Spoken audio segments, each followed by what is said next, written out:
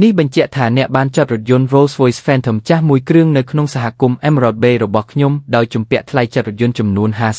50,000 យន់នោះគ្រប់គ្រាន់ដើម្បីពន្យល់ដល់ប្រពន្ធអ្នកមានសំណាងរបស់អ្នកនៅពេលអ្នកត្រឡប់មកវិញចុះហត្ថលេខានៅទីនេះលេខកូដទូទាត់គឺនៅទីនេះបង់ប្រាក់ឲ្យលឿនវាជាការល្អប្រសិនបើមានមនុស្សល្ងងបែបនេះច្រើនទៀតនាពេលអនាគតការចំណាយលើបារីនិងគ្រឿងស្រវឹងប្រចាំខែរបស់ពួកគេនឹងគ្រប់គ្រាន់ហើយបងប្រុសថ្ងៃនេះខ្ញុំបានដឹកជញ្ជូនអាហារនៅក្នុងសហគមន៍ហើយការគ្រប់គ្រងអចលនទ្រព្យបាននិយាយថាឡានរបស់ខ្ញុំជារថយន្ត Rolls-Royce Phantom ចាស់ហើយចង់ឲ្យខ្ញុំបង់ថ្លៃចាត់រថយន្តចំនួន50,000 យន់នេះគឺជាការជំរិតទារប្រាក់យ៉ាងច្បាស់លាស់ពួកគេកំពុងកុហកយ៉ាងព្រៃផ្សៃអ្នកមិនបាននិយាយថាវាជាឡានសម្រាប់ហាងតូចមួយទេខ្ញុំបានធ្វើប៉ុន្តែពួកគេនៅតែទូចថាវាជារថយន្ត Rolls-Royce Phantom ចាស់ខ្ញុំនឹងយល់ព្រមតើអ្នកមានកិច្ចសន្យានិងឯកសារសម្រាប់រថយន្ត Rolls-Royce Phantom ចាស់ទេ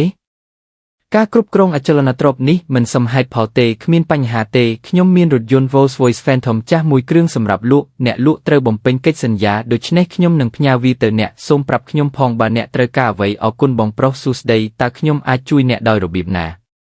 សមិទ្ធខ្ញុំចង់រាយការណ៍ថាការគ្រប់គ្រងអចលនទ្រព្យនៃអគារលំនៅឋាន Emerald Bay នៅលេខ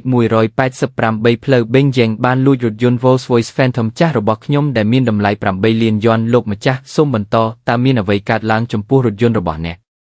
ទើបតែពេលខ្ញុំមកយករថយន្តរបស់ខ្ញុំការគ្រប់គ្រងអចលនទ្រព្យឲ្យបានបង្ហាញវិក័យប័ត្រថ្លៃចាត់រថយន្តរយៈពេល3ឆ្នាំដល់ខ្ញុំសរុបចំនួន50,000 យន់ខ្ញុំបានចុះហត្ថលេខានិងបង់ប្រាក់ហើយពួកគេបានផ្ដល់បង្កាន់ដៃត្រឹមត្រូវវាត្រូវបានសរសេរយ៉ាងច្បាស់ជាពណ៌ខ្មៅនិងជាមួយនឹងត្រាផ្លូវការរបស់ពួកគេប៉ុន្តែរថយន្តរបស់ខ្ញុំបានបាត់ទៅហើយរថយន្តត្រូវបានគេលួចនៅក្នុងដែនសមត្ថកិច្ចរបស់ពួកគេលោកម្ចាស់សូមរក្សាភាពស្ងប់ស្ងាត់និងការពារកន្លែងកើតហេតុយើងនឹងជូនដំណឹងដល់ក្រុមអនុវត្តច្បាប់ជាបន្ទាន់ដែលនឹងមកដល់ក្នុងរយៈពេល5នាទីតើអ្នកកំពុងធ្វើអ្វីនៅទីនេះ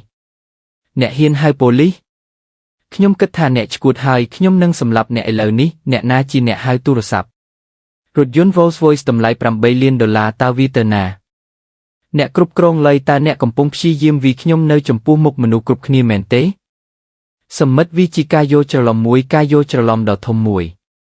កុំស្ដាប់ពាក្យមិនសមហេតុផលរបស់មនុស្សឈួតនេះអីគាត់គ្រាន់តែជាអ្នកដឹកជញ្ជូនប៉ុណ្ណោះគាត់មិនបានគិតអ្វីទេគាត់បានចតម៉ូតូស្កូទ័រអគ្គិសនីដែលខូចមួយគ្រឿងហើយទូចថាវាជារថយន្ត Rolls-Royce ចាស់មួយគ្រឿងដោយព្យាយាមតាក់ទងមកផ្នែកគ្រប់គ្រងអចលនទ្រព្យរបស់យើងគាត់នឹងរាយការណ៍មកខ្ញុំដូច្នេះសូមដាក់ទូរស័ព្ទចុះឥឡូវនេះតើអ្នកជាអ្នកហៅទូរស័ព្ទមែនទេ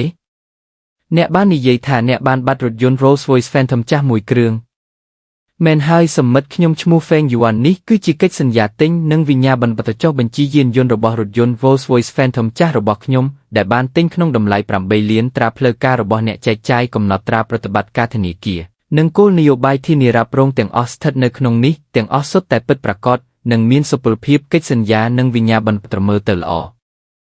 ប៉ុន្តែតើអ្នកអាចបញ្ជាក់ដោយរបៀបណាថារថយន្តនេះពិតជាត្រូវបានចតនៅក្នុងសហគមន៍នេះពីមុនមែនហើយតើអ្នកអាចបញ្ជាក់ដោយរបៀបណា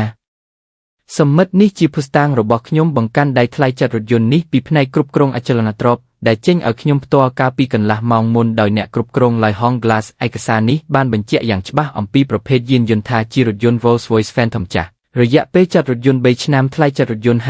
50,000 យន់និងមានត្រាផ្លូវការរបស់ក្រុមហ៊ុន Future One Property Management Co. Ltd. ត្រូវបានចតនៅទីនេះអស់រយៈពេល3ឆ្នាំមកហើយក្រោមការថែទាំរបស់ផ្នែកគ្រប់គ្រងទ្រព្យសម្បត្តិរបស់ពួកគេហើយឥឡូវនេះនៅពេលដែលខ្ញុំមកយករថយន្តរបស់ខ្ញុំមានរថយន្តតែមួយគត់ដែលនៅសល់ក្នុងកន្លែងនោះប្រសិនបើរថយន្តរបស់ខ្ញុំមិនដែលចាក់ចេញពីខ្ញុំទេសហគមន៍នេះមានច្រកទ្វារកាមេរ៉ាសុវត្ថិភាពនិងការល្បាតសន្តិសុខ24 ម៉ោងវាមិនងាយស្រួលទេសម្រាប់រថយន្តបាត់ពីទឹកដីរបស់ពួកគេឡើយហងបូមែនទេ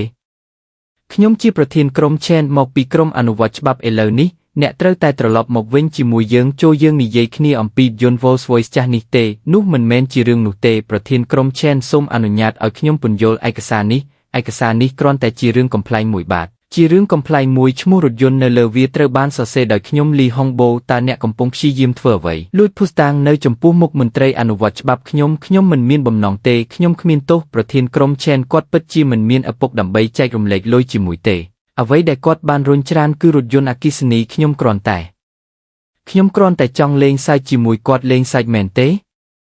អ្នកជាអ្នកគ្រប់គ្រងអចលនទ្រព្យនៃសហគមន៍លំដាប់ខ្ពស់កំពុងលេងសើចជាមួយមនុស្សខាងក្រៅលើការវិភាគថ្លៃសេវាដែលមានកាតព្វកិច្ចផ្លូវច្បាប់ប្រសិនបើវាជារថយន្តអគ្គិសនីហេតុអ្វីបានជាអ្នកគិតថ្លៃគាត់50,000ពីព្រោះដោយសារតែអ្នកបានខុបខិតប្រឆាំងនឹងខ្ញុំអ្នកនឹងឃើញអ្វីដែលខ្ញុំធ្វើខ្ញុំនឹងសម្លាប់អ្នកហើយសង្វិកគេបត្រមកខ្ញុំលេងខ្ញុំទៅតើអ្នកជានរណាចាប់គាត់មានកិច្ចសន្យាទិញជាលិលាក់អក្សរនឹងការវិភាគថ្លៃសេវាដែលអ្នកបានពិនិត្យដោយផ្ទាល់អ្នកកំពុងនិយាយអំពីវិញ្ញាបន្ប៉ាត់របស់គាត់លីហុងបូខ្ញុំគិតថាអ្នកនឹងមិនស្រក់ទឹកភ្នែកទេរហូតដល់អ្នកឃើញឈូបរោះ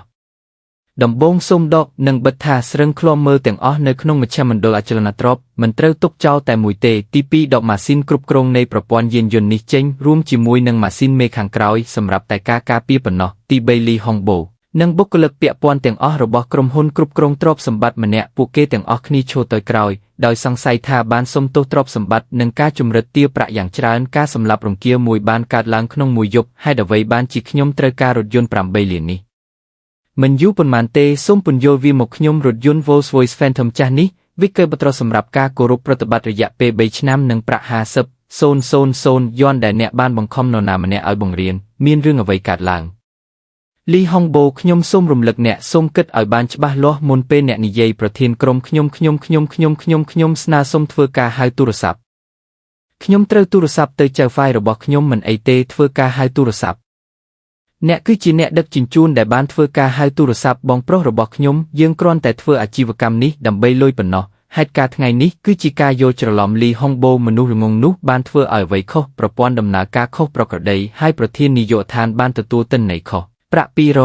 200,000នេះគឺជាសំណងរបស់ខ្ញុំសម្រាប់ភាពតានតឹងផ្លូវចិត្តរបស់អ្នកមេធាវីរបស់ខ្ញុំនៅក្បែរអ្នកចុះហត្ថលេខាលើឯកសារនេះឥឡូវនេះហើយនិយាយថាឡានមិនត្រូវបានគេលួចទេអ្នកគ្រាន់តែផ្ញើវាទៅអាសយដ្ឋានខុសបន្ទាប់មកទៅយកលុយពីសមត្ថកិច្ចដោយស្ងាត់ជិះស្គូទ្រតូចរបស់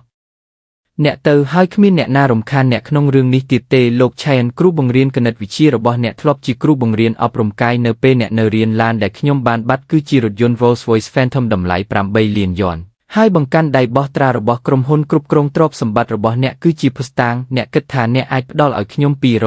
200,000 យន់ដើម្បីបំពេញចន្លោះប្រហោង8លានយន់នេះប្រសិនបើខ្ញុំចុះហត្ថលេខាលើឯកសារនេះតើខ្ញុំគួរនិយាយអ្វីនៅពេលដែលក្រុមហ៊ុនធានារ៉ាប់រងមករកឡានលោកឆែនតើអ្នកចង់ចូលទៅពន្យល់ពីភាពញ៉ៃញ៉ៃនេះទៅក្រុមហ៊ុនធានារ៉ាប់រងទេកូនអើយកុំបង្ខំសំណាងរបស់អ្នកពិតជាគិតថាខ្ញុំមិនដឹងថាអ្នកជាអ្នកបើកបរស្គូទ្រកម្លាំងពិសេសទេខ្ញុំមិនខ្វល់ថាអ្នកបានប្រើវិធីណាដើម្បីទទួលបានកិច្ចសន្យានេះទេខ្ញុំសូមប្រាប់អ្នកថានៅក្នុងទឹកដីតូចមួយនេះអ្នកនៅតែជាមនុស្សបៃតងពេកមិនអាចលេងល្បិចលើខ្ញុំបានអ្នកគ្រាន់តែជាអ្នកដឹកជញ្ជូនប៉ុណ្ណោះមែនទេប្រសិនបើអ្នកមិនចុះហត្ថលេខាលើរឿងនេះនៅថ្ងៃនេះទេខ្ញុំធានាថាអ្នកនឹងមិនអាចយកស្គូទ័រអគ្គិសនីរបស់អ្នកចេញពីទីនោះបានទេហើយវីដងតើអ្នកគិតថាអ្នកជានរណាប្រធានក្រុមឆែនការយល់ច្រឡំហើយវីដងអ្នកបានមកសាលអនុវត្តច្បាប់ដើម្បីគំរាមកំហែងមនុស្សដោយបើកចំតើអ្នកគិតថាខ្ញុំមិនអាចដោះស្រាយរឿងនេះបានទេអ្នកយល់ច្រឡំហើយខ្ញុំគ្រាន់តែកំពុងចរចាដោយមិត្តភាពជាមួយអ្នកដឹកជញ្ជូននេះគ្រាន់តែជាកំហុសឆ្គងជាប្រព័ន្ធនិងមិនគួរឲ្យទុកចិត្តប៉ុណ្ណោះវាជាចំនួនរដ្ឋប្រវេណីដោយសារភាគីទាំងពីរមានឆន្ទៈសម្របសម្រួលប៉ុន្តែមិនអាចធ្វើបានខ្ញុំបានចាប់ផ្ដើមដឹកជញ្ជូនអាហារកាលពី8ឆ្នាំមុនក្នុងអំឡុងពេលនោះខ្ញុំបានឃើញអ្នកលេងអុកច្រើនពេកត្រូវបានយាយីពីនៃនិងរឹបអូសដោយការគ្រប់គ្រងទ្រព្យសម្បត្តិដោយគ្មានវិធីដើម្បីត្អូញត្អែ3ឆ្នាំមុនខ្ញុំបានជួបក្រុមគាំទ្រអ្នកលេងអុកដំបូងរបស់ខ្ញុំវាពោពេញទៅដោយអ្នកលេងអុកនិងអ្នកដឹកជញ្ជូនចំនួន50,000អ្នកពួកគេទាំងអស់គ្នាស្ថិតនៅក្នុងញាត់រួមគ្នានេះបងប្អូនឲ្យខ្ញុំឈ្មោះ Feng Yuan បច្ចុប្បន្នខ្ញុំនៅក្នុងកំពូលតូចអនុវត្តច្បាប់ក្រុមហ៊ុនគ្រប់គ្រងអចលនទ្រព្យនៅក្នុងសហគមន៍ Black Money Pill គឺលោក Lai Hong Beg ត្រូវបានចាប់ខ្លួនចៅហ្វាយរបស់គាត់គឺលោក Hien Vi Sheng នៅទីនេះក្នុងសាលអនុវត្តច្បាប់ញឹមហើយបដិសេធមិនដាក់ពាក្យប្តឹងប្រសិនបើបងប្អូនណាម្នាក់នៅក្បែរនោះមានភស្តុតាងនៃការចោទប្រកាន់និងការពិន័យខុសច្បាប់ដោយក្រុមហ៊ុនគ្រប់គ្រងអចលនទ្រព្យសូមយកមកថ្ងៃនេះចូលយើងដោះស្រាយបញ្ហានេះជាមួយគ្នា